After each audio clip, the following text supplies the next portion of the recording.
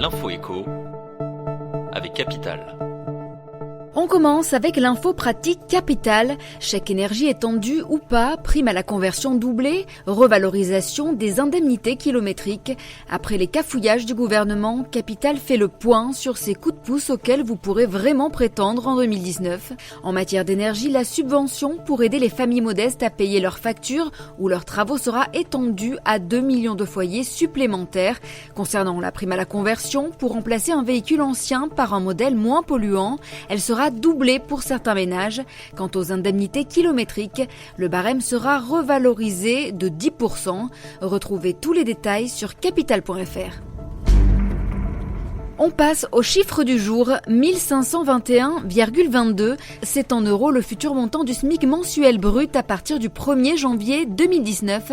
Hier, le décret revalorisant le salaire minimum de 1,5% a été approuvé.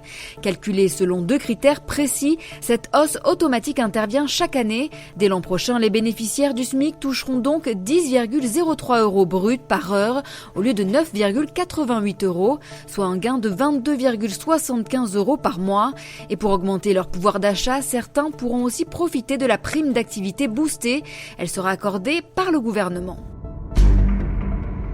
Le coup de gueule du jour, on le doit aux écologistes. Ils sont remontés contre une subvention publique promise aux chasseurs d'Auvergne-Rhône-Alpes. Le président de la région, Laurent Wauquiez, a annoncé ce mercredi son intention d'accorder aux chasseurs une aide financière d'environ 3 millions d'euros pour 3 ans. Cette mesure vise à développer les circuits de la valorisation de la viande de gibier, et ce face aux importations d'Europe de l'Est. Cette justification n'a pas convaincu Fabienne Grebert, une élue locale d'opposition, qui y voit une mesure électoraliste. L'argent public va servir à financer des couteaux, des tabliers, des frigos et des tables d'équarrissage. Où est l'intérêt général ? S'est indignée la conseillère régionale. On termine enfin avec des précisions sur les dons d'argent à la famille. Les fêtes de fin d'année sont le moment idéal pour donner de l'argent à vos proches, et ce sans passer par la casse-fisc.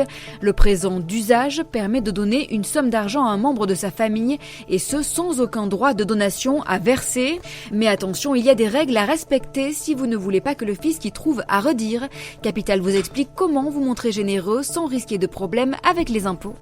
C'était l'info éco avec Capital.